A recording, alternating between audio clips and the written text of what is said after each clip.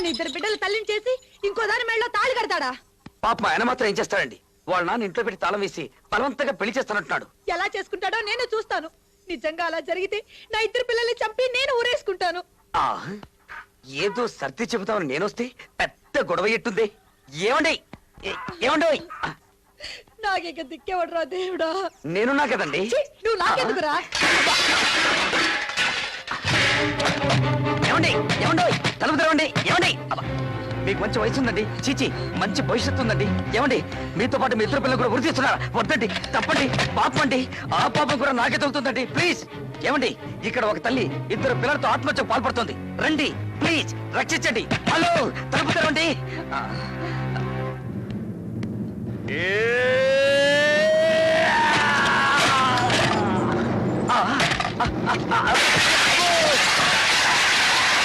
నీకేమన్నా పిచ్చి పెట్టిందా? చీర కూడా మార్చుకునివా? చీర మార్చుకుంటున్నారా? సారీ. వెళ్ళి ఇక్కడి నుంచి.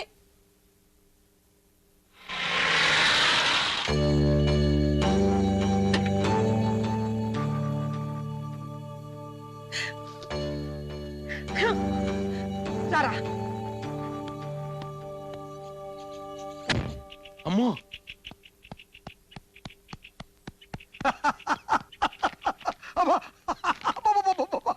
ఏం జోకు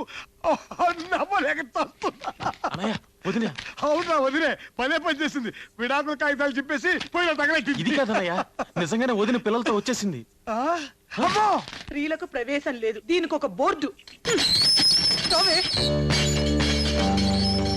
ఆగక్కడ. ఏదైనా మాట్లాడదలుచుకుంటే గేటు బయట నిలబడి మాట్లాడు. గేటు బయట నిలబడి మాట్లాడడానికి నేనేం అడుక్కునేదాన్ని కాదు. ఈ ఇంటి కోడల్ని, వీళ్ళు ఈ ఇంటి పిల్లలు. నా పిల్లలు ఇక్కడే ఉన్నారు. వీళ్ళకి ఇంకా పెళ్లిళ్ళు కాలేదు, పిల్లలు లేరు. నేను రామకృష్ణ గారి భార్యని. నా పేరు లలిత. మా తమ్ముడు గురించి అనవసరంగా మాట్లాడావో నరికి పోగులు పెడతాం. వెళ్ళి బయటికి. నేను బ్రతుకుండగా నా భర్తకు మరో పెళ్లి చేస్తారా? ముందు ఆయన బయటికి పిలవండి. మర్యాదగా ఇక్కడి నుంచి వెళ్తావా లేదా? బలరాముడు, రామకృష్ణ. అయ్య బాబోయ్, అన్నయ్య భయపడకు, నా మాట విను. నన్ను వదులు. రామకృష్ణ,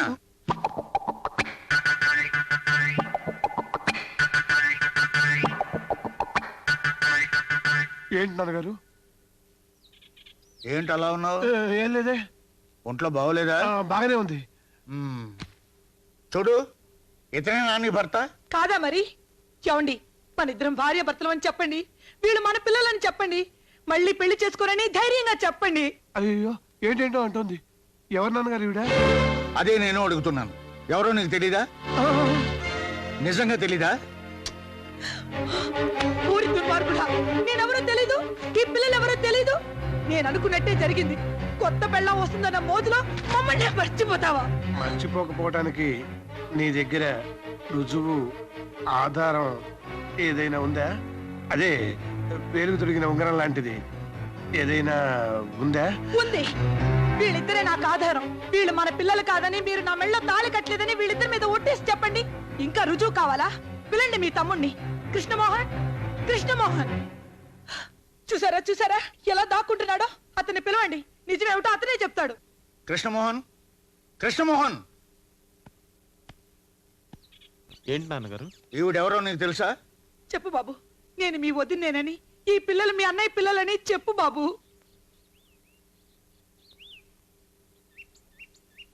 నిన్నే అడిగేది. ఈవిడ నాకు తెలుసు. ఈ పిల్లలు వెంట పెట్టుకుని డబ్బున్న ప్రతివాడి ఇంటికి వెళ్ళి ఇలా గొడవ చేస్తుంటే నేను చాలా సార్లు చూసా. ఇదంతా డబ్బు కోసం. దీనికి బుద్ధి చెప్పాలంటే పోలీసులకు అప్పచెప్పాలి. అయ్యో, దీనికి పోలీసులు ఎందుకన్నాయా? లేకపోతే మన పరువు బజార్కి ఎక్కుతుంది. పోలీస్ స్టేషన్కి వెళ్తే మన పరువు ఇంకా పోతుంది. నేను పంపిస్తాగా. పాపా, పాపిష్టోళ్ళారా, మీరు ఈ జన్మలో బాగుపడరు. నేను చావరైనా చస్తాను గాని ఇక్కడి నుంచి చచ్చినా వెళ్ళను. ఎవరికో పిల్లల్ని కనేసి ఈ కుటుంబానికి అంటకట్టాలని చూస్తున్నావా? పెంచడం కష్టమైతే ఏ నుయ్యోగో చూసుకో. వెళ్ళను. ఇప్పుడే ఇక్కడే మీ కళ్ళ ముందే చేస్తాను. రండి. మీ నాన్నకే మనం అక్కర్లేనప్పుడు ఇంకా ఎందుకు మనం బ్రతికుండడం? అందరూ కలిసి చద్దాం రండి.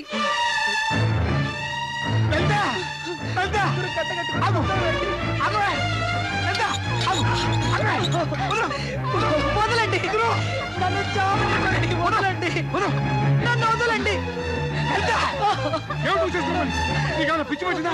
నువ్వు నా భార్యవే, వీళ్ళు మన కల పిల్లలే. మీకోసమే కదా నేను ఇంత నాటకం ఆడింది. ఇంత జరిగా ఇంకెవరికి తెలిసినా పర్వాలేదు. రావే రా.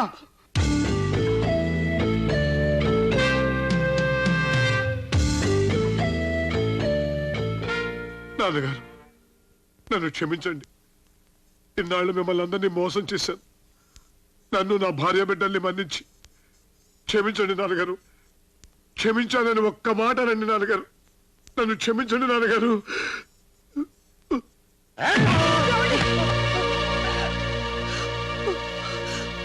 నా దగ్గరే నాటకాలు ఆడతావురా? ఏయ్! నిన్ను నేను క్షమించాలా? కొట్టకండి కొట్టకండి ఆయన వదిలేయండి. వా, కొట్టకండి ఆయన కొట్టొద్దు కొట్టొద్దు నరసింహం! ఆయన కొట్టకండి కొట్టొద్దు నిన్ను నేను క్షమించాలా? ఏయ్! ఏమండి? ఏమండి? ఏరా? వదలండి ఆయన వదలండి ఏరా?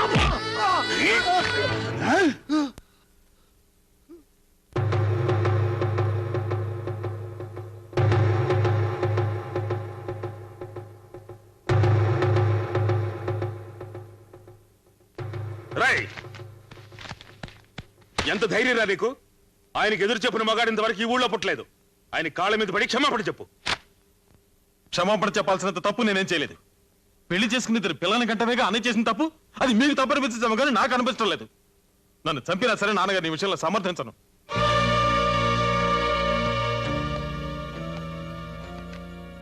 నాన్నగారు, మీరు మమ్మల్ని గూండాలుగానే పెంచారు తప్ప ఏనాడైనా మా సుఖాన్ని గురించి ఆలోచించారా? మా బతుకు జైలు కంటే హీనంగా ఉంది. మీకు మీ పగే ముఖ్యం. ఇక మేమెందుకు? బలరాముడు, వీళ్ళిద్దరిని మెడబట్టు బయటికి చూస్తూ నిలబడ్డావరా? పట్టినట్టు నాకు ఇలాంటి బిడ్డలొద్దు. నే చస్తే నా శవాన్ని చూడ్డానికి కూడా ఈ విధవలు రాకూడదు.